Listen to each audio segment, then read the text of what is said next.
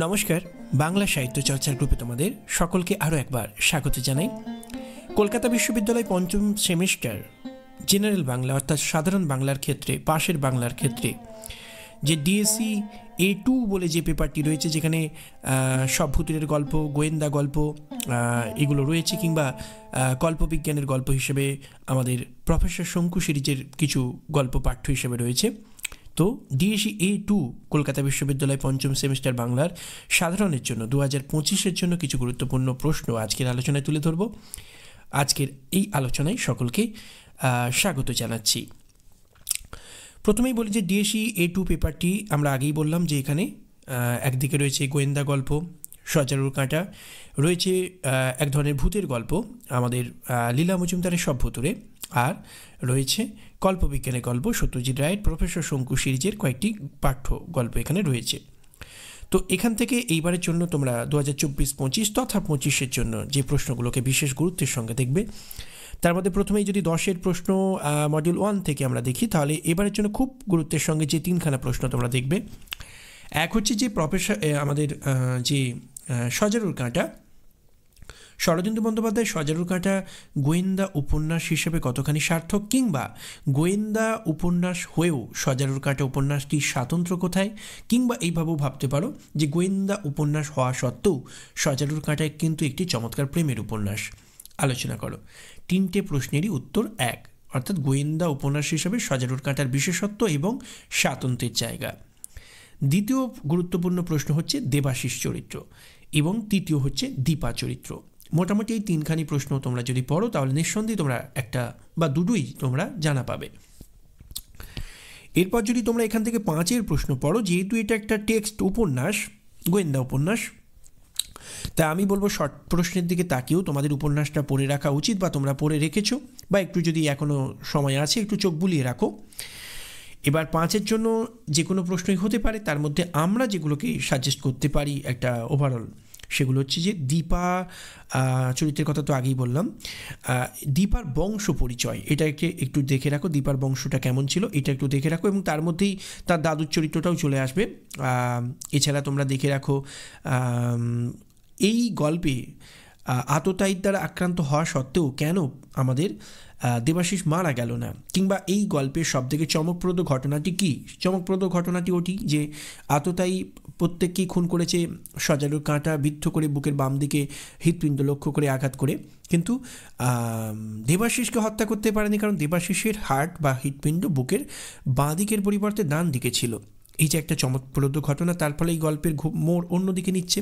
আততায়ী আক্রান্ত করে, মানে আততায়ী দ্বারা আক্রান্ত হওয়া সত্ত্বেও দেবাশিস মারা যাচ্ছে না, দেবাশিস মৃত্যুশয্যায় লড়ছে। দীপার তার ভালোবাসার মানুষটাকে, অর্থাৎ দেবাশিসকে যে সে অন্তরে অন্তরে ভালোবেসে ফেলেছে ভেতরে ভেতরে, সেটাকে সে উপলব্ধি করতে পারে যখন তাকে হাসপাতালের বেডে মৃত্যুশয্যায় সে দেখে, মৃত্যুর সঙ্গে পাঞ্জা লড়তে তাকে দেখে। ফলে দেবাশিস আর দীপার মিলনের পথটাও প্রস্তুত হচ্ছে। ফলে এটাকে একটা চমকপ্রদ ঘটনা বলা যেতে পারে, কাহিনীর মোড় ঘুরিয়ে দেওয়ার মতো ঘটনা। ফলে এই অংশটা কেন দেবাশিসকে আঘাত করা সত্ত্বেও দেবাশিস মারা গেল না, সজারুর কাঁটায় বিদ্ধ হয়ে সে কেন মারা গেল না, এটাকে একটু দেখে রাখো। দীপার বংশ পরিচয়ের কথা আমরা আগেই বললাম। প্রবাল গুপ্তের চরিত্রটাকে একটু দেখে রাখো। এছাড়া তোমরা দেখে রাখতে পারো নিপতিদার বাড়ির আড্ডার সংক্ষিপ্ত পরিচয় দাও, সেখানে যারা যারা উপস্থিত আছে তাদের সংক্ষিপ্ত পরিচয় দাও, কখন আড্ডাটা হয় এই সংক্রান্ত কিছু কথা। খড়গ বাহাদুরের চরিত্রটাকে একটু আলাদা করে 5-এ টিকা করে দেখে রাখো। আর একটা দেখে রাখতে পারো অপরাধীকে শনাক্তকরণের ক্ষেত্রে ব্যোমকেশ কোন কোন সূত্রগুলিকে ব্যবহার করেছিলেন, এটাও একটু সংক্ষেপে দেখে রাখো।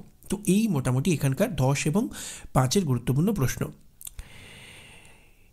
এবার আমরা যদি মডিউল 2-এ আসি, যেখানে সব ভূতুরের রয়েছে, এখানে তো অনেকগুলো গল্প পাঠ্য, মানে সব ভূতুরের সব গল্পগুলোই তোমাদের পাঠ্য, কিন্তু মোটামুটিভাবে এখান থেকে এবারের জন্য যে বড় প্রশ্নটা তোমরা দেখে রাখবে যে সব ভূতুরের গল্পগুলি ভূতের গল্প হলেও ভূতেদের যে মানবিক চেহারাকে দেখানো হয়েছে গল্প অবলম্বনে বা পাঠ্য গল্পগুলো অবলম্বনে, সবগুলোই পাঠ্য, কয়েকটি গল্প অবলম্বনে আলোচনা করো। অর্থাৎ ভূতেদেরকে দেখানো হলেও ভূতেরা যে ভয়ানক নয়, তারা মানুষের পাশে দাঁড়াচ্ছে, মানুষও কখনো কখনো ভূতের পাশে দাঁড়াচ্ছে, ভূতের সঙ্গে মানুষের একটা সহজ স্বাভাবিক সম্পর্ককে দেখানো হচ্ছে, সেটা নিয়ে। এছাড়া তোমরা দেখে রাখতে পারো এই প্রশ্নটাই ঘুরিয়ে ফিরে অন্য অনেক রকমভাবে হতে পারে, কিন্তু মোদ্দা কথাটা তোমাদের জেনে রাখতে হবে যে মানুষ আর ভূতের একটা সহজ সম্পর্ককে দেখানো হয়েছে। ভূত মানেই যে সে ভয়ানক, একেবারে গলাটা এসে টিপে ধরবে এমনটা যে নয়, এটা নিয়েই এই আলোচনাটা। এরপর আমরা দেখে রাখতে পারি মনুষ্যতর প্রাণীভূতের কথা রয়েছে এমন দুটি গল্প সম্পর্কে আলোচনা করো। অর্থাৎ মনুষ্যতর প্রাণী মানে যারা মানুষ নয়, অন্য কোনো পশু পাখি তারা ভূত হয়েছে। কারণ আমাদের বিশ্বাস অনুযায়ী শুধু তো মানুষ ভূত হয় না, পশু পাখিদেরও যদি প্রাণ থাকে, আত্মা থাকে, তাহলে তাদেরও ভূত হয়, তারাও ভূত হয়।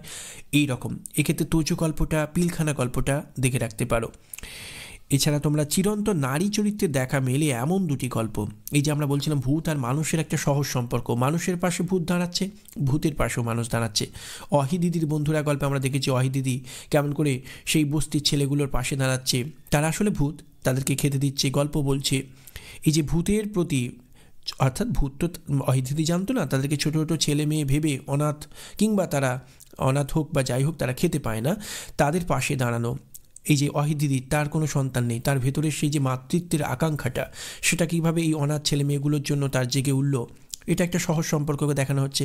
কিংবা আমরা দেখতে পাবো যে বাপের ভিটে গল্পে যে কথক, তার যে গয়না দিদির কথা বলা হচ্ছে, তিনি কেমন করে বাপের ভিটেতে গিয়ে রাত্রিতে একটি প্রায় অর্ধনগ্ন একটি ছেলেকে দেখে তাকে পিঠে দিচ্ছে, তার মায়ের জন্য বেঁধে দিচ্ছে, তার গায়ে একটি বস্ত্র তুলে দিচ্ছে। এই যে দজ্জাল মহিলার মধ্যেও যে একটা চিরন্তন স্নেহ ভালোবাসা দিতে পারে এমন একটা মমতাময়ী জননী সত্তা লুকিয়ে রয়েছে, এই গল্পগুলো অবলম্বনে সেই জায়গাটাকে দেখাতে পারো। এছাড়াও তোমরা 5-এর জন্য আলাদা করে দেখে রাখতে পারো দজ্জাল বউ। 5-এর জন্য আমি বলবো না, আরেকটি প্রশ্ন 10-এর জন্য দেখে রাখতে পারো। সব ভূতুরে গ্রন্থের গল্পগুলির মধ্যে এমন দুটি গল্প সম্পর্কে আলোচনা করো যেখানে হাসি বা কৌতুক রসের প্রকাশ রয়েছে। এক্ষেত্রে তোমরা দজ্জাল বউ এবং দামু কাকার বিপত্তির কথা বলতে পারো। দামু কাকা হাট থেকে ফেরার পথে যেভাবে ভূতের কাণ্ড কারখানার মধ্যে পড়ে, কে ভূতেদের মধ্যে সব থেকে সুন্দরী, সেই নারী ভূতগুলোর মধ্যে কে সুন্দরী তাই বিচারের ভার পড়ল, এবং দামু কাকা যেভাবে বুদ্ধি করে সকলেই সুন্দরী বলে জিতে গেল, এবং সেই সোনার মালা থেকে কয়েকটা পুঁতি নিজের পকেটের মধ্যে ভরে নিজের আখেরও গোছালো, এই সব কাণ্ড কারখানা হাস্যকর। কিংবা দজ্জাল বউ গল্পে একটি ভুতুরে বাড়িতে লাটুবাবু তার স্ত্রীকে রেখে কাজে বেরিয়ে গেলেন, আর সেই স্ত্রী তার বাবার দেওয়া কাঁঠাল কাঠের মুগুর দিয়ে যেভাবে গলায় দড়ি দিয়ে মরা যে ভূত প্রতিদিন ওই বাড়িতে এসে হামলা করতো, তাকে যেভাবে চোর ভেবে পিটিয়ে বাড়ি ছাড়া করলো, এ তো কম হাসির কাণ্ড কারখানা নয়। ভূত মানুষকে আক্রমণ করে, মানুষের দ্বারা ভূত আক্রান্ত হয়ে ছেড়ে দে মা কেঁদে বাঁচি করে পালাচ্ছে, এই প্রসঙ্গগুলো কিন্তু হাসির উপাদান তৈরি করে, নির্মল কৌতুক হাসি, অন্য কোনো হাসি নয়। তো এই হাস্যরসের প্রকাশ হিসাবে এমন দুটি গল্প হিসাবে আমরা এই দুটি গল্পকে আলোচনা করতে পারি, এবং শুধু আলোচনা করতে পারি না, এই দজ্জাল বউ কিন্তু আলাদা করে 5-এও পড়তে পারে, এটাও কিন্তু তোমাদের মনে রাখতে হবে। দামু কাকার বিপত্তিটা হয়তো আগের বারে এসেছে, কিন্তু বড় প্রশ্নের আকারে ধরলে দুটো নিয়ে একটা সেটিং প্রশ্ন, হাস্যরসের প্রকাশ, আর আলাদা করে 5-এ যদি পড়ে সেক্ষেত্রে দামু কাকার দজ্জাল বউটাকে তোমরা পড়ে রাখতেই পারো, যে দজ্জাল বউ গল্পে দজ্জাল বউ কেমন করে ভূতকে মুগুর পেটা করে বাড়ি ছাড়া করেছিল, সেই হাস্যকর প্রসঙ্গের বর্ণনা দাও। এটাও কিন্তু একটা প্রশ্ন হিসেবে তোমরা দেখে রাখতে পারো। এছাড়া তোমরা এখান থেকে দেখে রাখতে পারো পেনেটিতে এটার পেনেটির সেই বাড়িটার টিকা তোমরা করে রাখতে পারো, তেপান্তরের পাড়ের বাড়িটাকে টিকা করে রাখতে পারো। এছাড়া তোমরা দেখে রাখতে পারো যে ভুতুরে গল্পে ভুতুরে গল্প বলে যে গল্পটা রয়েছে, যেখানে লেখকের পিসেমশাই গঙ্গার ধারে একটি পরিত্যক্ত বাড়িতে এসে সারা রাত কাটাবে বলে বন্ধুদের সঙ্গে বাজি রেখেছিল, সেই ভুতুরে বাড়িটির বর্ণনা দাও। এগুলো তোমরা মোটামুটিভাবে দেখে রাখো। এছাড়া তোমরা আহিরিটোলার বাড়িটা যদি আগের বছর না এসে থাকে, সেটাও একটু চোখ বুলিয়ে রাখো টিকা হিসাবে, আহিরিটোলার বাড়িটির বর্ণনা দাও, এটাও কিন্তু তোমরা যদি না এসে থাকে একটু দেখে নিতে পারো। এছাড়া তোমরা মডিউল 3 থেকে, যেখানে সত্যজিৎ রায়ের কল্পবিজ্ঞানের গল্প হিসেবে প্রফেসর শঙ্কুর কিছু গল্প তোমাদের পাঠ্য রয়েছে, এক্ষেত্রে তোমরা দেখতে পারো বড় প্রশ্ন হিসেবে যে প্রফেসর শঙ্কু সিরিজের যে গল্পগুলো, সেগুলি কল্পবিজ্ঞানের গল্প হিসেবে কতখানি সার্থক, পাঠ্য গল্পগুলি অবলম্বনে আলোচনা করো। কিংবা প্রশ্ন পড়ে রাখতে পারো এখান থেকে, প্রফেসর শঙ্কু আদিম মানুষ গল্পে আদিম মানুষটির পরিচয় দাও। প্রফেসর শঙ্কু রোবু গল্পে রোবটটির সম্পর্কে পরিচয় দাও। এই যে 3টে প্রশ্ন বললাম, এর মধ্যে প্রথম প্রশ্নটা অবশ্যই 10-এর প্রশ্ন, পরের দুটো প্রশ্ন 10-এ 5-এ যে কোনো জায়গাতেই আসতে পারে। এগুলোকে অত ভাবার দরকার নেই, এগুলোর উত্তরও খুব একটা বড় না, এগুলোকে দেখে রাখো, 10, 5 যেখানেই পড়ুক তোমরা দিতে পারবে। এছাড়া তোমরা 5-এর জন্যই দেখে রাখতে পারো বোম যাত্রী ডায়েরি গল্প অবলম্বনে টাফা গ্রহের সংক্ষিপ্ত পরিচয় দাও। এছাড়া প্রফেসর শঙ্কুর গল্পগুলিতে মৃতদেহে প্রাণ সঞ্চারের কথা রয়েছে এমন একটি গল্প সম্পর্কে আলোচনা করো। এক্ষেত্রে হিমনোজেন গল্পটির কথা তোমরা আলোচনা করতে পারো। তো এই মোটামুটি বলা যেতে পারে প্রফেসর শঙ্কু সিরিজের গল্পগুলো থেকে তোমাদের এবারের জন্য কিছু গুরুত্বপূর্ণ প্রশ্ন। তো আর শর্ট প্রশ্নের জন্য আবারও বলছি যে যেহেতু এখানে গল্প পাঠ্য, তাই তোমাদের গল্পগুলো টেক্সট পড়ে রাখাই উচিত। আলাদা করে কোনো শর্ট প্রশ্ন সিলেবাস সাজেশন ভিত্তিক কখনো হতে পারে না। তো কলকাতা বিশ্ববিদ্যালয় বাংলা জেনারেল বা সাধারণের ক্ষেত্রে ডিএসসি A2 পেপার থেকে এবারের জন্য অর্থাৎ 2024-25 তথা 25-এর জন্য মোটামুটিভাবে এগুলোকে আমরা গুরুত্বপূর্ণ প্রশ্ন ভাবতে পারি। তো আজকের সাজেশন ভিত্তিক আজকের এই আলোচনা বাংলা জেনারেল নিয়ে পঞ্চম সেমিস্টারের এখানেই সমাপ্ত হলো। আমাদের আলোচনা ভালো লাগলে অবশ্যই চ্যানেলটির সঙ্গে থাকবেন এবং প্রয়োজনে সাবস্ক্রাইব করতে ভুলবেন না। বাংলা সাহিত্য চর্চার সঙ্গে থাকার জন্য সকলকে ধন্যবাদ জানাই।